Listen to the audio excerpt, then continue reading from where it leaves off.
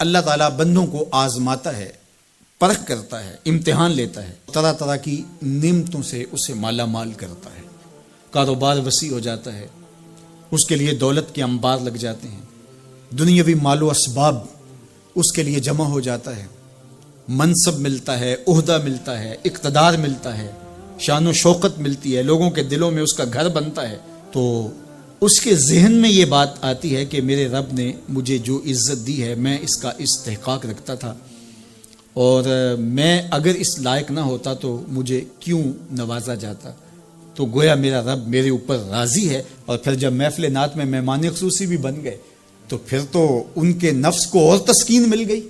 جب پیر صاحب نے بھی ان کو ہی اہمیت دی تو پھر انہیں لگا کہ واقعہ ہی ہمارا رب ہم پہ راضی ہی ہے، تبھی تو ہمیں مذہبی طبقوں کے اندر بھی اہمیت مل رہی ہے، حالانکہ وہ جانتے ہیں کہ ہم نے یہ دولت کیسے حاصل کی ہے، وہ جانتے ہیں کہ میں سجدے کی توفیق نصیب نہیں ہے، وہ جانتے ہیں کہ آج اس محفل میں مہمان خصوصی سے تو کل ہم شراب خانے میں تھے، انہیں پتہ ہے، لیکن اس کی طرف توجہ نہیں جاتی، سوچتے نہیں ہیں، بلکہ وہ یہ سمجھتے ہیں کہ ہمیں یہ جو عزت مل رہی ہے یہ اللہ تعالیٰ کی طرف سے ہماری کسی قبولیت کی وجہ سے یہ عزت ہے، حالانکہ یہ ان کی آزمائش تھی، ان کا امتحان تھا۔ دوسری بات، وَأَمَّا إِذَا مَبْتَلَاهُ، اور جب اللہ اس کو آزماتا ہے، فَقَدَرَ عَلَيْهِ رِزْقَهُ، اور اس کے رزق کو تنگ کرتا ہے، اس کو آزمائش کی بھٹی میں ڈالتا ہے، فَيَقُولُ رَبِّي أَهَانَنِ، تو پھر وہ چیخ اٹھتا ہے میرے رب نے تو مجھے ذلیل کر کے رکھ دیا۔ بیماری آ جائے، ابتلا میں مبتلا ہو تو وہ کہتا ہے کہ میرا رب مجھ سے ناراض ہو گیا، تو یہ انسان کی کج فکری، ایسا نہیں ہے۔ کسی شخص کو دولت کا دیا جانا یہ اللہ کی رضا کی دلیل نہیں ہے، اور کسی شخص کو غربت کے امتحان میں ڈالا جانا یہ اللہ کی ناراضگی کی دلیل نہیں ہے۔ حضرت امام رازی نے لکھا ہے کہ مکے سے لے کر طائف تک 70 ایسے نبیوں کی قبریں ہیں جن کی وفات صرف بھوک کی وجہ سے ہوئی ہے۔ تکلیفوں میں، آزمائشوں میں، امتحانوں میں، ابتلاؤں میں اس کے بندے رہے ہیں۔ میرے اور آپ کے آقا و مولا حضور ختمی المرتبت کے گھر میں کبھی برابر چولہا نہیں جلتا تھا، کبھی کھانے کے لیے کچھ میسر نہیں ہوتا تھا، پانی پی کے اور کھجور کھا کے گزارا ہوتا تھا، تو یہ تو کوئی دلیل نہیں ہے۔ اللہ کی رضا کی دلیل کیا ہے؟ نیکی کی توفیق مل جانا، اور اللہ کی ناراضگی کی دلیل کیا ہے؟ کسی شخص کا گناہ پہ دلیر ہو جانا۔ کوئی بندہ گناہ پہ دلیر ہے اور معصیت، نافرمانیاں، اللہ کے حکموں کو توڑنا اس کا مزاج ہے، تو سمجھو اللہ اس سے ناراض ہے۔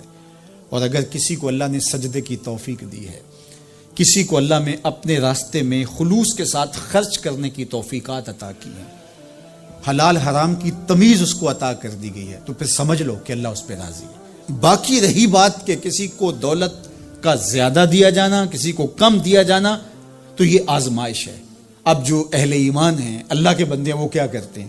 جب دولت زیادہ ملتی ہے، اقتدار ملتا ہے، منصب ملتا ہے، تو صرف اللہ کے شکر کے دائرے میں آ جاتے ہیں، اور جب مصیبت آتی ہے، تکلیف آتی ہے، اذیتوں میں مبتلا ہوتے ہیں، تو پھر وہ یہ نہیں کہتے کہ ہمارے رب نے ہمیں ذلیل کر دیا، بلکہ وہ اس پہ صبر کرتے ہیں اور اللہ کے حضور دعائیں کرتے ہیں، التجائیں کرتے ہیں کہ مالک تو نے جو جس آزمائش میں ڈالا ہمیں پورا اترنے کی توفیق نصیب فرما، ہماری سفید پوشی کا بھرم نہ ٹوٹے، اور ہمیں اس مشکل وقت سے بچانا کہ جب ہماری یہ غربت ہمیں کفر تک لے جائے، اور جب ان کو دولت مندی دی جاتی ہے تو وہ ڈرتے ہیں کہ اللہ ایسا نہ ہو کہ یہ دولت ہمیں فرعون بنا دے، یہ دولت ہمیں نمرود بنا دے، ہمارے اندر بخل پیدا ہو، تکبر پیدا ہو، ہمارے اندر غرور پیدا ہو، تو وہ اس حالت کے اندر اللہ تعالیٰ کا شکر یا دوسری حالت میں اللہ کے حضور صبر کی توفیق مانگتے ہیں اور صبر کے ساتھ اپنی زندگی گزارتے ہیں۔ آقا کریم علیہ السلام نے ارشاد فرمایا کہ کون ہے جو مجھ سے یہ کلمات لے اور ان پر خود عمل کرے اور پھر آگے ان لوگوں تک پہنچائے جو ان چیزوں پر عمل کرے۔ تو بہت سارے لوگ جھولیاں پھیلا کے آگے بڑھ جاتے، لیکن علم کے لیے جو حرص حضرت ابو ہریرہ کے سینے میں تھی، اس وجہ سے انہوں نے پہل کی اور آگے بڑھ کے عرض کی حضور یہ خیرات میری جھولی میں ڈال دیجئے، میں خود بھی عمل کروں گا اور ایسے لوگوں تک پہنچاؤں گا بھی جو ان پر عمل پیرا ہوں۔ تو کہتے ہیں حضور نے میرا ہاتھ پکڑ لیا اور 5 چیزیں گنوائیں۔ پہلی بات میرے حضور نے ارشاد فرمائی، اتق المحارم تکن عابد الناس، اللہ کی حرام کردہ چیزوں سے بچ جاؤ تم لوگوں میں سب سے بڑے عبادت گزار بن جاؤ گے۔ نیکی کرنا بہت اہم ہے، لیکن یہاں جو تعلیم دی گئی وہ گناہ سے بچنے کی ہے۔ ایک شخص رات کو 100 نفل پڑھ لیتا ہے، لیکن صبح اٹھ کے کسی کا حق غصب کرتا ہے، کسی کو گالی دیتا ہے، جھوٹ بولتا ہے، کم تولتا ہے، کم ناپتا ہے، اللہ کے احکام کو توڑتا ہے، اور دوسرا شخص ساری رات عشاء کی نماز کے بعد سویا رہا اور دن کو فجر کے بعد اس نے جھوٹ نہیں بولا، کسی کو تنگ نہیں کیا، اللہ کی مخلوق کو ضرر نہیں پہنچایا، تو شریعت ایسے شخص کو پسند کرتی ہے جو اللہ کی حرام کردہ چیزوں سے بچ جائے۔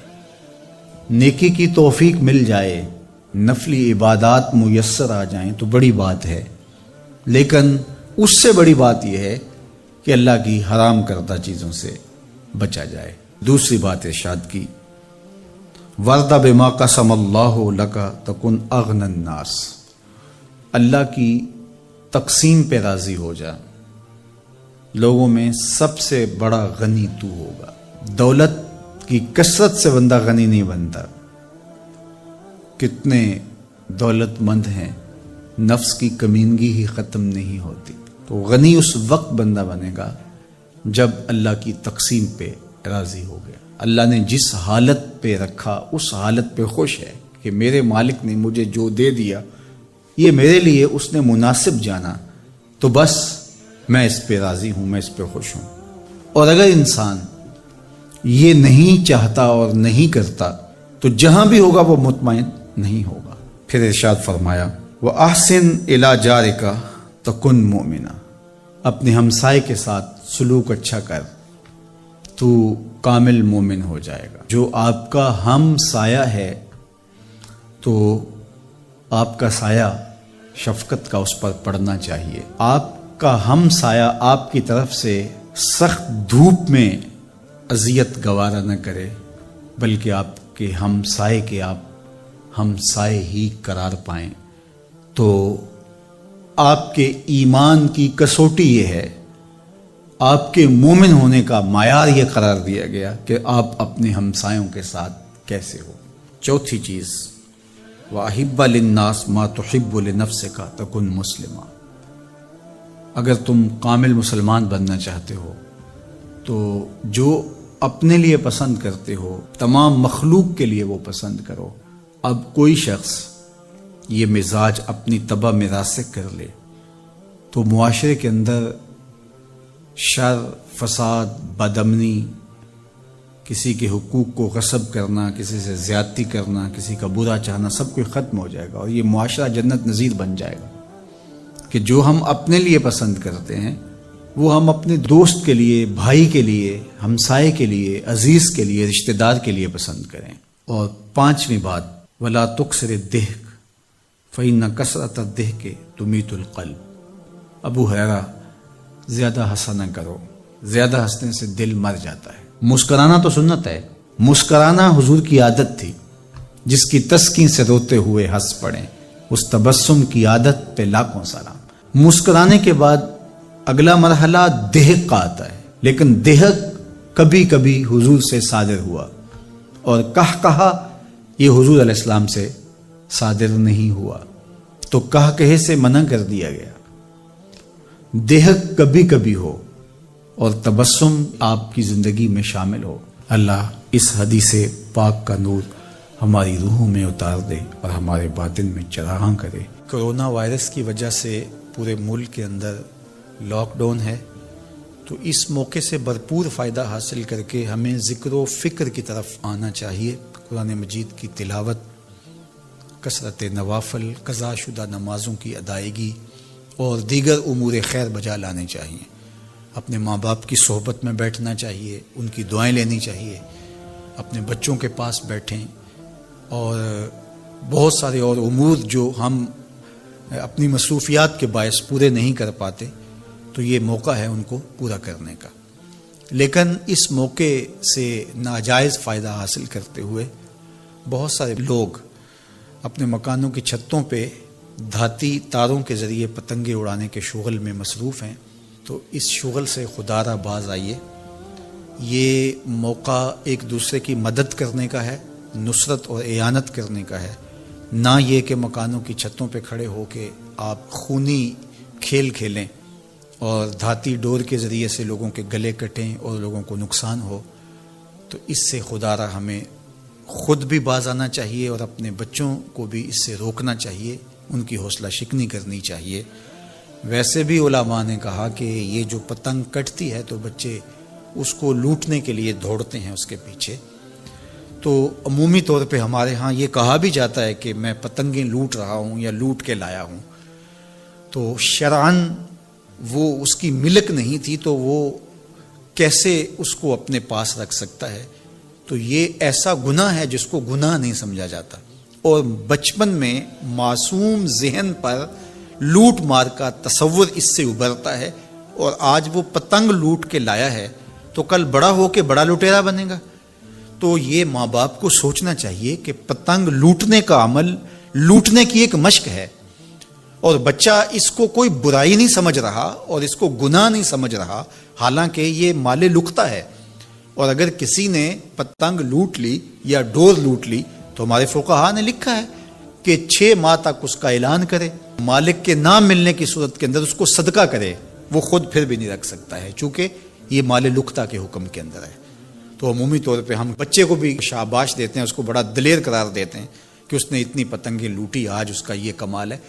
تو میاں یہ بچوں کے نفسیات کے اندر لوٹ مار کے تصور کو راسخ کرنے کا ایک ذریعہ ہے پتنگ۔ اس نقطہ نظر کی طرف شاید کبھی کسی کی توجہ نہ گئی ہو، تو اس پہ بھی غور کرنے کی ضرورت ہے۔ میں تو یہ بات کہا کرتا ہوں کہ چلتی ہوئی ٹرالی سے یا ٹرک سے جو بچہ گنا لوٹتا ہے تو اس کو بچے کی بہادری اور فنکاری سمجھا جاتا ہے، لیکن آج جس نے گنا لوٹا ہے تو کل وہ ملک لوٹنے لگے گا، کل وہ اور کچھ بھی لوٹے گا۔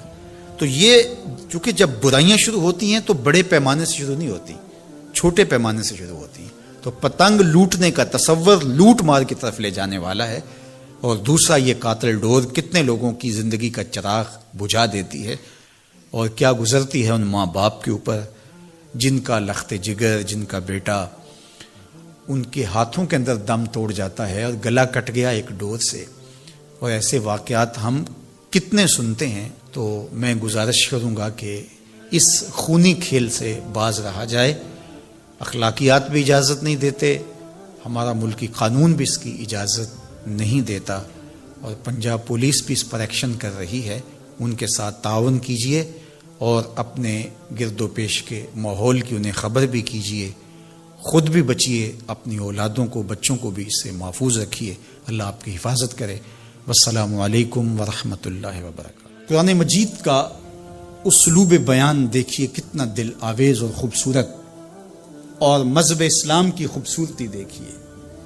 غریبوں کو، یتیموں کو، لاچاروں کو، اپاہج اور کمزوروں کو، بیوگان اور اراملہ اور مساکین کو مدد کرنا، ان کی اعانت کرنا، ان کو کھانا دینا، یہ تو سارے لوگ کہتے ہیں، لیکن قرآن نے کتنی خوبصورتی کے ساتھ ہمیں بتایا کہ مسئلہ کھانے کا نہیں ہے، مسئلہ ان کو عزت دینے کا ہے۔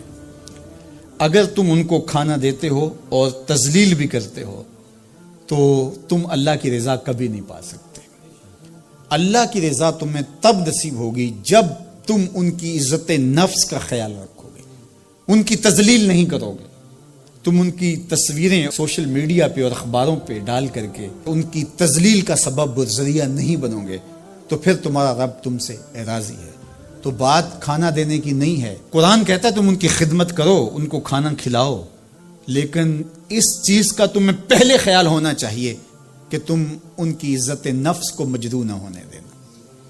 وَرَجُلٌ تَصَدَّقَ بِصَدَقَةٍ فَأَخْفَاهَا حَتَّى لَا تَعْلَمَ شِمَالُهُ مَا تُنْفِقُ يَمِينُهُ۔ میرے حضور نے فرمایا جس شخص نے صدقہ کیا اور اتنے مخفی انداز میں کیا کہ جو دائیں ہاتھ نے خرچ کیا بائیں ہاتھ کو اس کا پتہ ہی نہ چلا، قیامت کے دن جب کوئی سایہ نہیں ہوگا اللہ ایسے شخص کو اپنے عرش کا ٹھنڈا سایہ نصیب فرمائے گا۔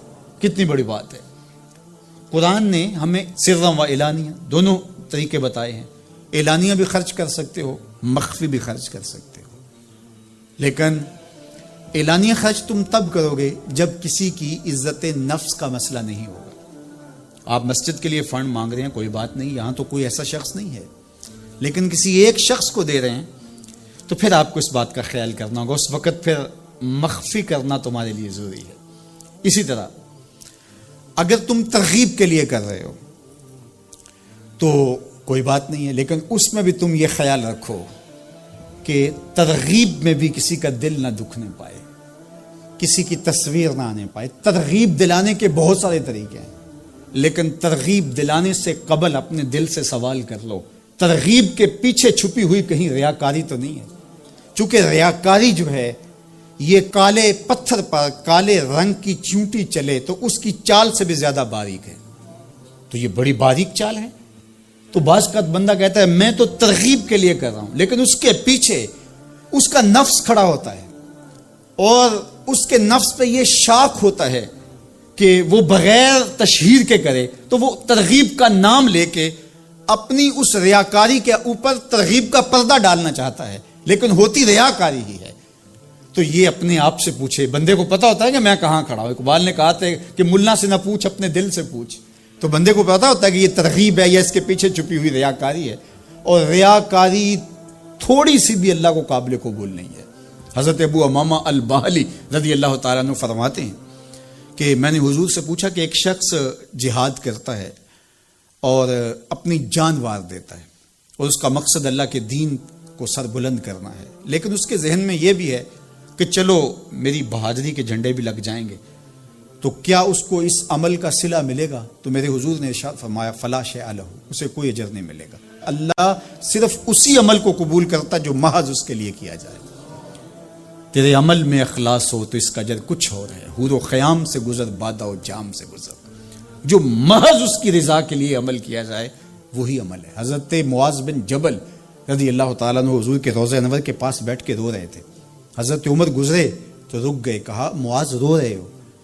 کہا کہ صاحب مزار کا ایک فرمان یاد آیا جس نے مجھے رلا دیا. تو کہا وہ کیا فرمان تھا؟ کہا ایک دن حضور نے کہا تھا تھوڑی سی ریا بھی شرک ہے، تھوڑی سی ریا بھی شرک ہے. تو ضرور رکیے. آپ ترغیب کا نام لے رہے ہیں کہ میں ترغیب دینے کے لیے کر رہا ہوں، لیکن ذرا ایک لمحے کے لیے رک کے اپنے آپ سے سوال کر لیجئے ترغیب کے پردوں کے پیچھے چھپی ہوئی کہیں ریا تو نہیں ہے؟ اگر ریا کہیں چھپی ہے تو عمل ضائع ہو گیا، عمل برباد ہو گیا. کیتی کتری پئی کھو محمد تے سکہ بنیا زردہ، سب کچھ برباد ہو گیا. اس لیے محض اس کی رضا کے لیے ترغیب بھی اگر آپ کی نیت ہے تو اس سے قبل اچھی طرح اپنے آپ کو جانچ لیں کہ ہم کھڑے کہاں ہیں. اللہ اکبر. تو کہا کہ کلا بل لا تکرمون الیتیم، تمہارا مسئلہ یہ ہے کہ تم یتیم کی تکریم نہیں کرتے ہو، عزت نہیں دیتے. حضور علیہ الصلوۃ والسلام نے فرمایا کہ مومن کا معاملہ بھی بڑا عجیب ہے کہ اسے اگر تکلیف ہوتی ہے تو اس پر وہ صبر کرتا ہے، یا اسے خوشی ملتی ہے تو اس پر وہ شکر کرتا ہے. تو دونوں صورتوں میں اللہ اس کو اجر عطا کرتا ہے. اور یہ صرف شان مومن کی ہی ہے کہ وہ مصیبت پر صبر کرے، بلکہ فرمایا کہ مومن کے پاؤں میں کانٹا بھی چبھتا ہے تو اس کا بھی اس کو اجر دیا جاتا ہے. اس کے درجے بلند ہوتے ہیں، اس کے گناہ معاف کر دیے جاتے ہیں، اس کی خطاؤں سے درگزر کر لیا جاتا ہے. لیکن یہ مشروط ہے اس تکلیف کو صبر کے ساتھ برداشت کرنے سے. اگر وہ واویلا کرتا ہے، ناشکری کے کلمات کہتا ہے، تو تکلیف تو ختم نہیں ہوتی لیکن اجر زائل کر دیا جاتا ہے. تو اس لیے ہمیں ہر صورت کے اندر صبر کے دامن کو مضبوطی سے تھامنے کی تلقین کی گئی ہے. اور اہل ایمان کو یہ بھی سبق دیا گیا کہ جب انہیں کوئی بھی مصیبت پہنچتی ہے تو وہ کہتے ہیں انا للہ و انا الیہ راجعون، کہ ہم اسی کے ہیں اور اسی کے حضور پلٹ کے جانا ہے. تو یہ وہ امر ہے کہ جو ان کی طبیعت کے اندر ٹھہراؤ پیدا کرتا ہے اور ان کی زندگیوں کے اندر اللہ تعالیٰ جل شانہ پر جو یقین ہے اس کا پتہ دیتا ہے. اگر مصیبت کو اللہ کی طرف سے سمجھ کے مان کے صبر کیا جائے، اس کو مقدور سمجھا جائے، اس پر واویلا نہ کیا جائے، اللہ کی نافرمانی کا کوئی کلمہ نہ بولا جائے، اپنے عقیدے میں تزلزل نہ آنے دیا جائے، اپنے رویوں کی خوبصورتی کو زائل نہ ہونے دیا جائے، تو اس کا مطلب ہے کہ وہ شخص مومن ہے. اس کا یقین ہے کہ یہ اللہ کی طرف سے ہے، تو پھر اس کے یقین کے صلے کے اندر اللہ اس کو پھر ہدایت قلب کا چراغاں نصیب کرتا ہے۔ اور فرمایا واللہ بکل شیء علیم، اور اللہ ہر شے کو جاننے والا ہے، اسے پتہ ہے کہ کسی پر مصیبت نازل کیوں کرنی ہے، اور اس مصیبت سے اس کا امتحان لینا مقصود ہے، اس کے درجوں کو بلند کرنا مقصود ہے، اس کے گناہوں کو معاف کرنا مقصود ہے، اس کو کسی آزمائش میں ڈال کر کے اس کو مزید کندن بنانا مقصود ہے، یا اس کا کیا مقصود ہے، اس کو سزا دینا مقصود ہے، یہ اسے پتہ ہے۔ تمہارا رب تمہاری طرف آنے والی جو تکلیفیں ہیں ان کے اندر ہزارہا پنہا حکمتوں سے واقف ہے۔ یہاں یہ بات بھی سمجھنے کے قابل ہے کہ جو شخص مصیبت کے آنے پر صبر اور استقامت کے ساتھ اس سے نپٹتا ہے اور اللہ پر جو اس کا یقین ہے اس میں تزلزل پیدا نہیں ہونے دیتا، کل من عند اللہ، اے محبوب فرما دیجئے جو کچھ ہے وہ تمہارے رب کی طرف سے، یہ اس کا خیال اور فکر ہے کہ یہ میرے اللہ کی طرف سے، تو پھر اس مصیبت کو ٹالنے والا بھی وہی ہے۔ تو اگر یہ اس کا عقیدہ پختہ تھا تو پھر وہ مالک کی دہلیز چھوڑ کے، مالک کی چوکھٹ چھوڑ کے کسی اور دہلیز پہ نہیں جائے گا، کسی اور چوکھٹ پہ نہیں جائے گا، وہ اس مصیبت کو دور کرنے والا مؤثر حقیقی اللہ کو ہی جانتا ہوگا، اور اسی کے حضور دعائیں کرے گا، التجائیں کرے گا، کسی شرک کا ارتکاب نہیں کر سکتا ہے، اور وہ مالک کی دہلیز سے کبھی روح گردانی نہیں کر سکتا، بلکہ اس تکلیف کے آنے سے وہ اپنے رب کے ساتھ اور زیادہ جڑ جائے گا، اور اگر وہ صبر کرے تو یہ اس کا ایک مرتبہ ہے کہ وہ حوصلے کے ساتھ اس تکلیف کو برداشت کرے، اور دوسرا مرتبہ جو اس سے بڑھ کر ہے کہ اس پہ اللہ کی رضا کے سانچے میں اپنے آپ کو ڈھال لے کہ جے سونا میرے دکھ وچ راضی، میں سکھ نو چلے ڈاواں۔ اگر وہ اس بات پہ راضی ہے تو کوئی بات نہیں ہے، میں اس پہ راضی ہوں کہ میرے رب کی یہ رضا ہے۔ تو یہ دونوں چیزوں کا مل جانا، یا دونوں میں سے کسی ایک کا مل جانا، یہ اللہ کی طرف سے اس کو دیا گیا انعام ہے جو اس مشکل حالات میں اس کو حاصل ہوتا ہے۔ اب وہ کس کیفیت میں ہے اللہ تعالیٰ اس کو خوب جانتا ہے، کہ وہ اس پہ صبر کر رہا ہے یا اس کا اندر ڈول رہا ہے، اس کا عقیدہ کمزور تھا اور وہ کمزوری کے باعث جو ہے وہ تزلزل کا، تذبذب کا شکار ہو گیا، تو یہ تمہارا رب خوب جانتا ہے۔ تو تمہارے سینے کے اندر چھپی ہوئی کیفیت تمہارے رب کے ہی لگ جاتا ہے، سوال کا دروازہ کھول دیتا ہے، اللہ اس کے لیے محتاجی کا دروازہ کھول دیتا ہے۔ حالات سخت بھی ہوں، اگر قابل برداشت ہوں تو ان کو برداشت کرنا چاہیے تاکہ سوال کی عادت نہ پڑے۔ انسان مخمصے کی حالت میں ہو، مجبور ہو جائے تو وہ ایک الگ بات ہے، مخمصے کی حالت میں سوال جائز ہو جاتا ہے، لیکن اگر حالت مخمصے کی نہ ہو تو پھر سوال نہیں کرنا۔ تھوڑی سی مشکل آئی اور اناج بٹتے ہوئے دیکھا تو خود بھی سوالی بن کے جا کے کھڑے ہو گئے، جبکہ ہمارے گھر کے اندر اتنا کچھ موجود تھا کہ ہم گزر کر سکتے تھے، لیکن مفت کا مال ہے لہٰذا کوئی حرج نہیں ہے، تو پھر آہستہ آہستہ انسان اس کا عادی بن جاتا ہے۔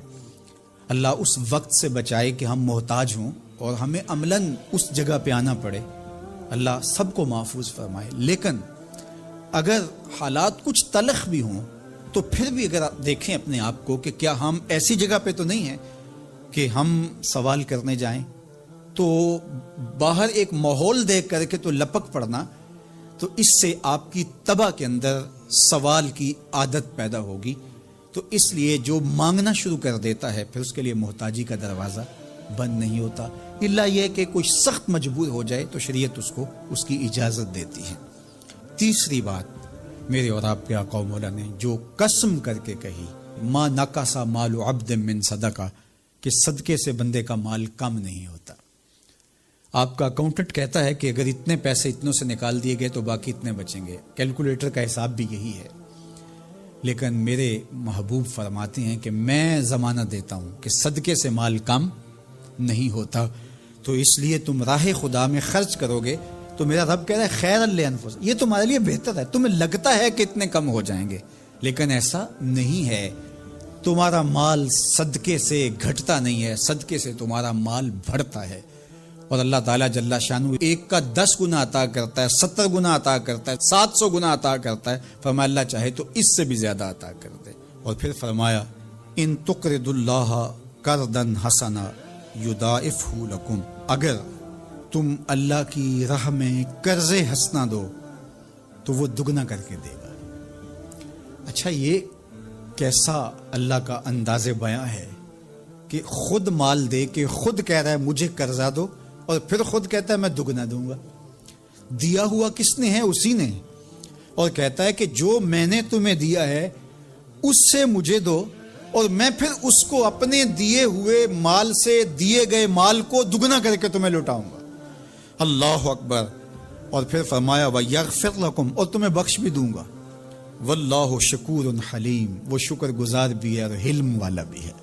اللہ اکبر، وہ بردبار بھی ہے، وہ تمہارا شکر گزار بھی ہوگا، تمہیں دگنا کر کے بھی دے گا، تمہاری مغفرت بھی کر دے گا، اور تمہارے مال میں کمی بھی نہیں آنے دے گا، اور یہ بہتر بھی تمہارے لیے ہوگا۔ یہ تمہاری آزمائش تھی، تمہارا مال تمہیں دے کر تم سے مانگا، اور جس کے لیے مانگا اس کو اللہ ڈائریکٹ بھی تو دے سکتا تھا، لیکن کہا کہ اس کی آزمائش ہے کہ اس کو غربت کی بھٹی میں ڈالا گیا۔ تمہاری آزمائش یہ ہے، تمہیں فراوانی دی گئی۔ اب دیکھیے کہ وہ آزمائش میں پورا نکلتا ہے، تم آزمائش میں پورے نکلتے ہو، دونوں آزمائش میں پورے نکلتے ہیں، یا پھر تم نامراد اور ناکام ہو جاتے ہو۔ اللہ اکبر۔ اللہ جل شانہ پورے عالم کے اوپر پھیلی ہوئی وبا کو دور فرمائے، بالخصوص امت مسلمہ کی خیر کرے، اور میرے وطن پاکستان کو امن کا، نور کا، رحمت کا گہوارہ بنائے، اور یہاں نظام رسول کی بہاریں پیدا کرے۔ اللہ ہمیں معاشی بحرانوں سے نکال کے معیشت کا استحکام عطا کرے، اور ایک دوسرے کے لیے جذبہ احساس، جذبہ ہمدردی اور راہ خدا میں خرچ کرنے کا جذبہ فراواں ہمارا مقصود کرے۔ کہ اے تن رب دا سچا حجرا،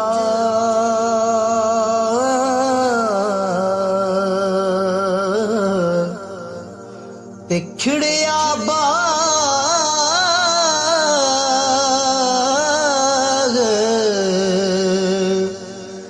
بہاراں۔